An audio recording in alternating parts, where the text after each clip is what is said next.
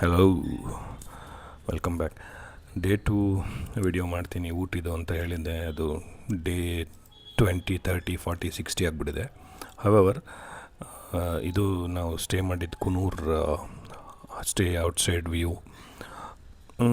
Evening ಬಂದು ತಲುಪೋದು ಕಷ್ಟ ಆಯಿತು, but still worth waiting, worth travelling, worth taking risk ಅನ್ನಿಸ್ತು. ಬಂದು ಉಳ್ಕೊಂಡ್ವಿ. ಬ್ಯೂಟಿಫುಲ್ ಸನ್ರೈಸ್ ನೋಡಿದ್ವಿ, ಒಳ್ಳೆ ಕಾಫಿ. ಆಮೇಲೆ ಆ್ಯಸ್ ಯೂಶ್ವಲ್ ನೆಕ್ಸ್ಟು ಪ್ರೊಸೀಡಿಂಗ್ಸ್ಗೆ ಹೊರಟ್ವಿ. ಹೋಗ್ತಾ ಹೋಗ್ತಾ ದಾರಿಯಲ್ಲಿ ಹಿಂಗೆ ಬೈಸನ್ಸ್ ಎಲ್ಲ ಸ್ಪಾಟ್ ಮಾಡಿದ್ವಿ. ಬೇಜಾನ್ ಬೈಸನ್ಗಳಿತ್ತು, ಬಟ್ ಯಾವುದೂ ತೊಂದರೆ ಕೊಡಲಿಲ್ಲ ಫಾರ್ಚುನೇಟ್ಲಿ. ನಮ್ಮ ಕಡೆ ಎಮ್ಮೆದನ್ನು ಕಾಯ್ತಾ ಇರ್ತಾರಲ್ಲ, ಹಿಂಡು ಹಂಗಿತ್ತು. ಆದರೂ ಪರವಾಗಿಲ್ಲ, ಮುಗಿಸ್ಕೊಂಡು ಬಂದ್ವಿ, ಅಲ್ಲಿಂದ ದಾಟ್ಕೊಂಡು ಬಂದ್ವಿ. ನೆಕ್ಸ್ಟ್ ಬಂದಿದ್ದು ಡಾಲ್ಫಿನ್ ನೋಸ್. ಇದು ವ್ಯೂ ಪಾಯಿಂಟು. ಡಾಲ್ಫಿನ್ ನೋಸ್ ಏನು ನಮಗೆ ಕಾಣಲ್ಲ, ಬಟ್ ಮೇ ಬಿ ಅದು ಡಿಸೈನ್ ಆ ಥರ ಇದೆ ಅನಿಸುತ್ತೆ. ಮೇ ಬಿ ಟಾಪ್ ವ್ಯೂ ಅಲ್ಲಿ ಬರ್ಬೋದು, ಅಥವಾ ಸೈಡಿಂದ ಎಲ್ಲಾದರೂ ಬೇರೆ ಕಡೆಯಿಂದ ಹಂಗೆ ಕಾಣಿಸುತ್ತೆ ಅನಿಸುತ್ತೆ. ಓವರಾಲ್ ವ್ಯೂ ಚೆನ್ನಾಗಿತ್ತು. ನಾವು ಹೋಗೋ ದಾರಿ ಚೆನ್ನಾಗಿತ್ತು. ಸ್ವಲ್ಪ ಮಕ್ಕಳು ಎಲ್ಲ ಸುಸ್ತಾದರು. ಇನ್ಫ್ಯಾಕ್ಟ್ ಸ್ವಲ್ಪ ನಡೆದೇ ಹೋಗಬೇಕು ಮೇಲೂರಿಗೂ. ಹೋಗ್ತಾ ಹೋಗ್ತಾ ಒಂದು ಸಿವೆಟ್ ಕ್ಯಾಟ್ ಸ್ಪಾಟ್ ಮಾಡಿದ್ವಿ. ಎಲ್ಲರಿಗೂ ಗೊತ್ತಿರುತ್ತೆ ಅನ್ಸುತ್ತೆ, ಪುನುಗಬೇಕು. ಅದು ಕಾಸ್ಟ್ಲಿಯೆಸ್ಟ್ ಕಾಫಿ ಪೂಪ್ ಮಾಡೋದು ಸಿವೆಟ್ ಕ್ಯಾಟ್ ಪೂಪಿಂದ ಮಾಡ್ತಾರಲ್ಲ, ಆ ಕ್ಯಾಟ್ ಒಂದು ಸಿಕ್ಕಿತ್ತು ದಾರಿಯಲ್ಲಿ. ಸೊ ಇದು ಡಾಲ್ಫಿನ್ ನೋಸ್ ಸ್ಪಾಟ್ ನೋಡಿ, ಬ್ಯೂಟಿಫುಲ್ ವ್ಯೂ. ಅಲ್ಲಿ ಒಂದು ಶೆಲ್ಟರ್ ಥರ ಮಾಡಿದ್ದಾರೆ, ಅದಕ್ಕೆಲ್ಲ ಹಿಂಗೆ ಪೇಂಟಿಂಗ್ ಮಾಡಿದ್ದಾರೆ, ವಾಲಿ ಆರ್ಟ್ ಪೇಂಟಿಂಗ್ ಎಲ್ಲ. ಅದೆಲ್ಲ ತುಂಬ ಚೆನ್ನಾಗಿ ಮಾಡಿದ್ದಾರೆ. ಇನ್ಫ್ಯಾಕ್ಟ್ ನಮಗೇನು ನಾವು ತುಂಬ ಅರ್ಲಿ ಮಾರ್ನಿಂಗೇ ಹೋಗಿದ್ವಿ, ಸೊ ಯಾರೋ ವಿಸಿಟರ್ಸ್ ಅಷ್ಟೊಂದು ಇರಲಿಲ್ಲ. ಸೊ ಮಕ್ಕಳೆಲ್ಲ ಆ ಜಾಗನ ಎಂಜಾಯ್ ಮಾಡಿದ್ರು. ಇದೊಂದು ಮಂಕಿ ಏನಾದರೂ ಕೊಡಿ ಅಂತ ಹಿಂದೆನೇ ಓಡಾಡ್ತಾಯಿತ್ತು. ಕೊನೆಗೊಂದು ಬಿಸ್ಕೆಟ್ ಪ್ಯಾಕ್ ಕೊಟ್ಟರು, ಅದು ಬೀಳಿಸ್ಕೊಂಡು ಮೂತಿ ಪೆಚ್ಚೆ ಮಾಡ್ಕೊಂಡಿತ್ತು. ನೋಡಿ, ಇದು ಬ್ಯೂಟಿಫುಲ್ ವ್ಯೂ. ನಾವು ಅರೌಂಡ್ 9ಗೆ ಹೋಗಿದ್ವಿ ಅನಿಸುತ್ತೆ. ಸೊ ಅಷ್ಟೊಂದು ಫಾಗ್ ಎಲ್ಲ ಇರಲಿಲ್ಲ, ಮಿಸ್ಟೆಲ್ಲ ಏನು ಇರಲಿಲ್ಲ ಇನ್ನು, ಬಟ್ ಕ್ಲಿಯರ್ ಇತ್ತು. ಹಂಗೆ ನೋಡೋಕ್ಕೂ ತುಂಬ ಚೆನ್ನಾಗಿತ್ತು.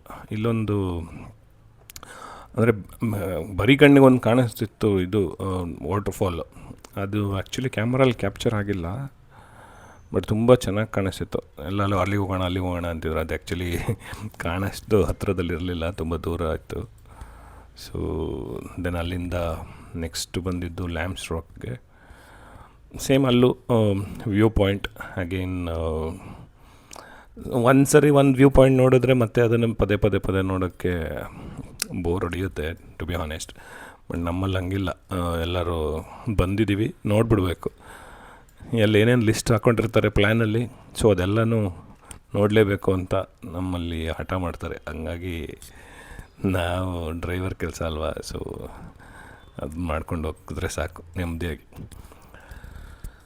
ಆನ್ ದ ವೇ ಒಂದು ಚಾಕ್ಲೇಟ್ ಫ್ಯಾಕ್ಟ್ರಿ ಸ್ಪಾಟ್ ಮಾಡಿದ್ವಿ. ಹೋದ್ವಿ, ಅಲ್ಲಿ ಶಾಪಿಂಗ್ ಮಾಡೋಣ ಅಂತ. ಚಾಕ್ಲೇಟ್ಸ್ ಎಲ್ಲ ಕೊಕೋಯಿಂದ ಚಾಕ್ಲೇಟ್ಸ್ ಹೆಂಗೆ ಎಕ್ಸ್ಟ್ರಾಕ್ಟ್ ಮಾಡ್ತಾರೆ, ಆ ಪ್ರೋಸೆಸ್ ಏನು, ನೀಲಗಿರಿ ಆಯಿಲ್ ಎಲ್ಲ ಹೆಂಗೆ ಎಕ್ಸ್ಟ್ರಾಕ್ಟ್ ಮಾಡ್ತಾರೆ, ಅದೆಲ್ಲ ಸ್ವಲ್ಪ ನೀಟಾಗಿ ತೋರಿಸಿದ್ರು. ಇದು ಕೊಕೋವಾ ನೋಡಿ, ಚಾಕ್ಲೇಟ್ ಇದರಿಂದನೇ ಮಾಡೋದು, ಅದನ್ನು ತೋರಿಸಿದ್ರು. ಸೊ ಆಯಿಲ್ಸು, ಮಸಾಲ, ಸ್ಪೈಸಸ್ಸು ಇದೆಲ್ಲ ಇತ್ತು. ಇವರು ಸ್ವಲ್ಪ ಶಾಪಿಂಗ್ ಮಾಡಿದ್ರು, ಚಾಕ್ಲೇಟ್ಸು, ಆಯಿಲ್ಸು, ಸ್ಪೈಸಸ್ ಎಲ್ಲ. ಇಲ್ಲಿ ಇವರೇ ಮ್ಯಾನುಫ್ಯಾಕ್ಚರ್ ಮಾಡಿ ಕೊಡೋ ಥರ ತೋರಿಸ್ತಾರೆ, ಬಟ್ ಐ ಡೋಂಟ್ ಥಿಂಕ್ ಅದು ಹಂಗಿಲ್ಲ ಅನಿಸುತ್ತೆ. ಇದನ್ನು ಡಿಸ್ಪ್ಲೇಗೆ ಮಾತ್ರ ಇಟ್ಕೊಂಡಿರ್ತಾರೆ, ಮಾಡೋ ಥರ ತೋರಿಸ್ತಾರೆ. ಬಟ್ ಬೇಸಿಕಲಿ ಇದೆಲ್ಲ ಒಂದೇ ಕಡೆಯಿಂದ ಬೇರೆ ಬಲ್ಕಲ್ಲಿ ಮ್ಯಾನುಫ್ಯಾಕ್ಚರ್ ಆಗಿ ಬರುತ್ತೆ ಅನಿಸುತ್ತೆ. ಯಾಕಂದರೆ ಎಲ್ಲ ಕಡೆ ಸೇಮೇ ಇತ್ತು, ಸುಮ್ಮನೆ ಇವ್ರು ಬ್ರ್ಯಾಂಡಿಂಗ್ ಅಂತ ತೋರಿಸ್ತಾರೆ. ಎನಿವೇ ಬಂದಾಗಿತ್ತು. ಮತ್ತೆ ಇನ್ನೊಂದು ಸರಿ ಸ್ಟಾಪ್ ಮಾಡೋದೇನು ಅಂದ್ಬಿಟ್ಟೆಲ್ಲ ಸ್ವಲ್ಪ ಸಣ್ಣ ಪುಟ್ಟ ಶಾಪಿಂಗ್ ಮುಗಿಸ್ಕೊಂಡ್ರು. ದೆನ್ ಹೊರಟ್ವಿ. ಆನ್ ದ ವೇ ಹೋಗ್ತಾ ಒಂದು ಗಾಡಿ ಒಂದು ಸರ್ಪ್ರೈಸ್ ಕೊಡ್ತು. ಅಪ್ಪಲ್ಲಿ ಹೋಗ್ಬೇಕಾದ್ರೆ ಗಾಡಿ ನಿಂತ್ಬಿಟ್ಟು ರಿವರ್ಸ್ ಯಾವುದು ಗಾಡಿ ಇರಲಿಲ್ಲ ಪುಣ್ಯಕ್ಕೆ. ಮುಂದೆನೂ ಹೋಗ್ತಾಯಿಲ್ಲ, ಹಿಂದೆನೂ ಹೋಗ್ತಾಯಿಲ್ಲ. ನ್ಯೂಟ್ರಲ್ ಮಾಡ್ಕೊಂಡು ಬ್ಯಾಕ್ ಸೈಡ್ ಬಂದು ಸ್ಟಾಪ್ ಮಾಡಿ. ಅವತ್ತು ಸಂಡೇ ಇದ್ದಿದ್ದರಿಂದ ಗ್ಯಾರೇಜ್ ಎಲ್ಲ ಓಪನ್ ಇರಲಿಲ್ಲ. ಯಾರನ್ನೋ ಒಬ್ಬರನ್ನ ಕರೆಸಿ ಆಮೇಲೆ ಅದೊಂದು ಸ್ವಲ್ಪ ರೆಡಿ ಮಾಡಿಸ್ಕೊಂಡು ಎಲ್ಲರೂ ಸುಸ್ತಾಗಿಬಿಟ್ಟಿದ್ರು. ಬೆಳಗ್ಗೆನೇ ವ್ಯೂ ಪಾಯಿಂಟ್ ನೋಡೋಕೆ ಹೋಗಿ ಗಾಡಿ ಪಾಯಿಂಟ್ ಈ ಥರ ಆಗಿದ್ದಕ್ಕೆ ಊಟದ ಪಾಯಿಂಟ್ ಸಿಗದೆ ತಲೆ ಕೆಟ್ಟೋಗ್ಬಿಟ್ಟಿತ್ತು. ಸೊ ನಾವು ಇವಾಗ ಎಲ್ಲರೂ ಬ್ರೇಕ್ಫಾಸ್ಟ್ ಮಾಡ್ತಿದ್ದಾರೆ, ಮಕ್ಕಳು ಎಲ್ಲರೂ. ಬಟ್ ಆ್ಯಕ್ಚುಲಿ ಅಷ್ಟೊತ್ತಿಗೆ ಆಲ್ಮೋಸ್ಟ್ 12 ಆಗಿಬಿಟ್ಟಿತ್ತು, ಎಲ್ಲರೂ ಸುಸ್ತಾಗಿಬಿಟ್ಟಿದ್ರು. ಸೊ ಎಲ್ಲ ಬ್ರೇಕ್ಫಾಸ್ಟ್ ಮಾಡಿಕೊಂಡು ನೆಕ್ಸ್ಟು ಹೋದ್ವಿ ಒಂದು ಟೀ ಫ್ಯಾಕ್ಟ್ರಿಗೆ. ಟೀ ಫ್ಯಾಕ್ಟ್ರಿ ಅಂದರೆ ಯೂಶ್ವಲಾಗಿ ನಮಗೆ ಏನು ಒಂದು ಅಸಂಪ್ಷನ್ ಇರುತ್ತೆ, ಟೀ ಪೌಡರ್ ಬರುತ್ತೆ, ಅದನ್ನು ಟೀ ಲೀಫ್ ತೊಗೊಂಡು ಬಂದಿರ್ತಾರೆ, ಅದನ್ನು ಪೌಡರ್ ಮಾಡ್ತಾರೆ, ಪ್ಯಾಕ್ ಮಾಡ್ತಾರೆ ಅಷ್ಟೇ ಅಂತ.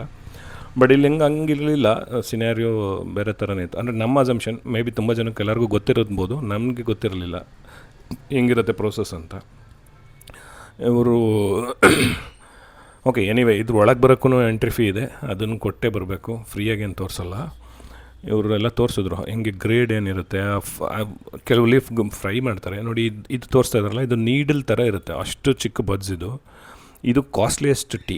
ನಮಗೆ ನಾರ್ಮಲ್ ರೆಗ್ಯುಲರ್ ಟೀ ಗೊತ್ತಿರುತ್ತೆ, ಪ್ಲಸ್ ಈ ಗ್ರೀನ್ ಟೀ ಗೊತ್ತಿರುತ್ತೆ. ಸೊ ಆ ಗಿಡದಲ್ಲಿ ಒಂದು 3 ಗ್ರೇಡ್ಸ್ ಆಫ್ ಸೊಪ್ಪು ತೆಗಿತಾರೆ. ಒಂದು ಬಲ್ತಿರೋದು ನಾರ್ಮಲ್ ಎಲೆ ಎಲ್ಲ ತೆಗೆದ್ಬಿಟ್ಟು ನಮ್ಮ ನಾರ್ಮಲ್ ಟೀ, ಸ್ವಲ್ಪ ಚಿಗುರಿರೋದು ಗ್ರೀನ್ ಟೀ.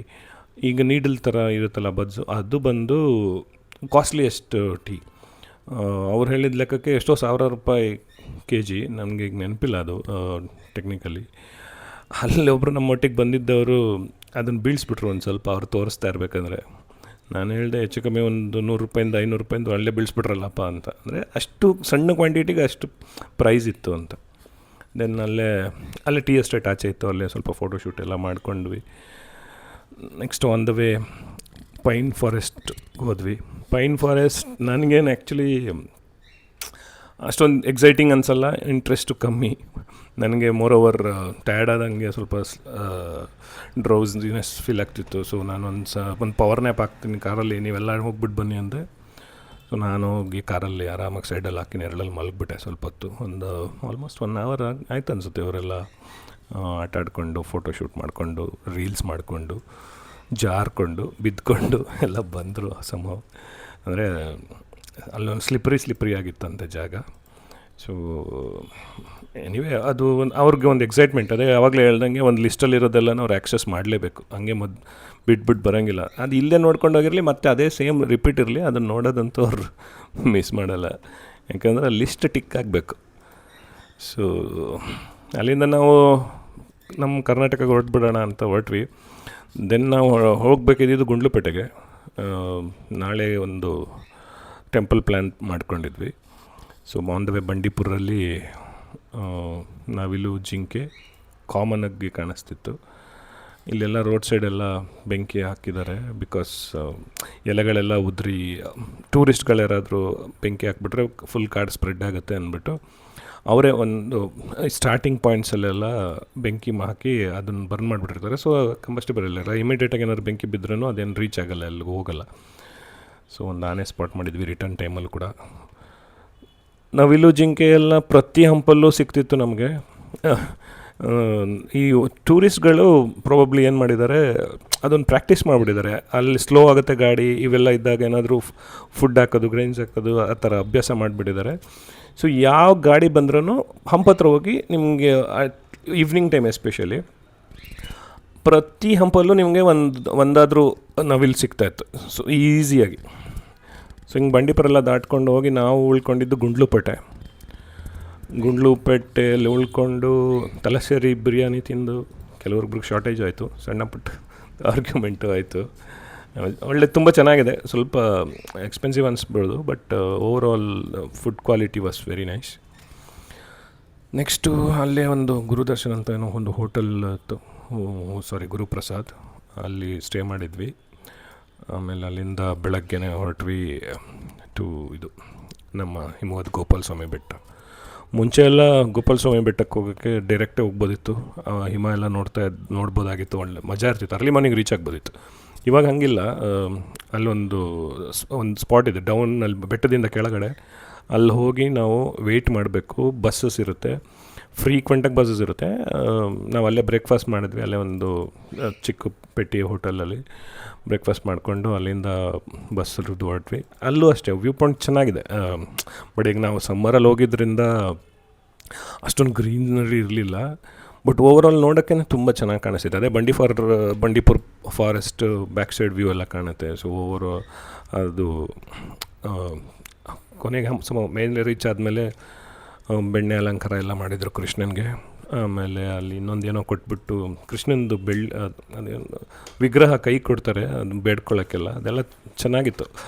ಅದೆಲ್ಲ ಬಾಲಕೃಷ್ಣ ಮಕ್ಕಳಾಗದೇ ಇರೋರಿಗೆ ಅಥವಾ ಮಕ್ಕಳು ಹರಿಸ್ಕೊಳ್ಳೋರಿಗೆ ಅದಕ್ಕೆಲ್ಲ ಕೊಟ್ಬಿಟ್ಟು ಪೂಜೆ ಮಾಡ್ತಾಯಿದ್ರು.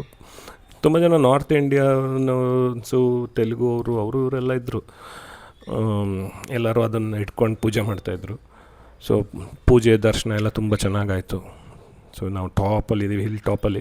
ಇದು ಮುಂಚೆ ಆಗಿದ್ದರೆ ಹಿಮಾಲಯ ಇರ್ತಿತ್ತು, ಇನ್ನೂ ಬ್ಯೂಟಿಫುಲ್ ಆಗಿರ್ತಿತ್ತು. ಬಟ್ ಇವಾಗ ಅದು ಎನಿವೆ ಅದು ಗುಡ್ ಕಾಸ್ಗೆ ಬಸ್ಸಲ್ಲಿ ಬರ್ತಾರೆ. ಇಲ್ಲಾಂದರೆ ತುಂಬ ಜನ ಏನೋ ರೆಕ್ಲೆಸ್ ಡ್ರೈವಿಂಗ್ ಎಲ್ಲ ಮಾಡ್ತಾರೆ. ಆ ಟರ್ನ್ಸಲ್ಲೆಲ್ಲ ಗಾಡಿಗಳು ಓಡ್ಸೋಕ್ಕೆ ಸರಿಗೆ ಬರೋಲ್ಲ, ಆ್ಯಕ್ಸಿಡೆಂಟ್ಸ್ ಎಲ್ಲ ಜಾಸ್ತಿ ಆಗ್ತಿತ್ತಂತೆ. ಸೊ ಇವಾಗ ಬಸ್ಸಸ್ ಮಾತ್ರ ಮ್ಯಾನೇಜ್ ಮಾಡ್ತಾಯಿದೆ. ಸೊ ನೀಟಾಗಿ ಮ್ಯಾನೇಜ್ ಮಾಡ್ತಿದ್ದಾರೆ. ಇನ್ಫ್ಯಾಕ್ಟ್ ಯಾವುದು ಡಿಲೇ ಆಗೋಲ್ಲ, ಒಂದು ಬಸ್ ಬರ್ತಾ ಇರುತ್ತೆ, ಒಂದು ಬಸ್ ಹೋಗ್ತಾ ಇರುತ್ತೆ. ಸೊ ಆ ಪರ್ಸ್ಪೆಕ್ಟಿವಲ್ಲಿ ತುಂಬ ಚೆನ್ನಾಗಿ ಮಾಡಿದ್ದಾರೆ ಅನ್ನಿಸ್ತು. ದರ್ಶನ ಎಲ್ಲ ಮುಗಿಸ್ಕೊಂಡು ನೆಕ್ಸ್ಟು ಬಂದ್ವಿ ಮೈಸೂರಿಗೆ. ಮೈಸೂರಲ್ಲಿ ಒಂದು ಸ್ಯಾಂಡ್ ಮ್ಯೂಸಿಯಮ್ ಇದೆ, ನೋಡೋಣ ಅಂದರು.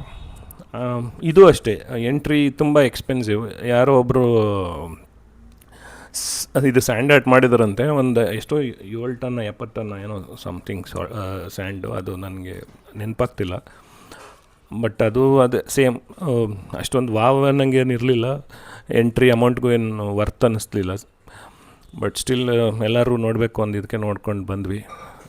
ನೆಕ್ಸ್ಟ್ ಆಮೇಲೆ ಬಂದ್ವಿ, ಎಲ್ಲರಿಗೂ ಮಧ್ಯಾಹ್ನದ ಹಸಿವು ಸ್ಟಾರ್ಟ್ ಆಗಿಬಿಟ್ಟಿತ್ತು. ಮಂಡೇ, ಸೊ ಯೂಶ್ವಲಾಗಿ ಮಂಡೇ ತುಂಬ ಜನ ನಾನ್ ವೆಜ್ ತಿನ್ನಲ್ಲ, ಆದರೆ ಎಲ್ಲ ನಾನ್ ವೆಜ್ ತಿನ್ನೋಣ ಅಂತ ಅಂದರು. ಸೊ ನಾವು ಹೋದ್ವಿ RRR ಹೋಟೆಲ್ಗೆ. ಲೆಂದಿ ಕ್ಯೂ, ಹೆಂಗೋ ಬ್ರೇಕ್ ಮಾಡಿ ಹೋಗಿ ಮುಗಿಸ್ಕೊಂಡು, ಬಿರಿಯಾನಿ ಎಲ್ಲ ತುಂಬ ಚೆನ್ನಾಗಿತ್ತು ಆ್ಯಂಡ್ ವೆರಿ ನೈಸ್ ಫುಡ್. ನೀವು RRR ಟ್ರೈ ಮಾಡ್ಬೋದು. ಇದು ನಮ್ಮ video. So keep supporting, subscribe ಮಾಡಿ, ಲೈಕ್ ಮಾಡಿ, ಶೇರ್ ಮಾಡಿ. Thank you.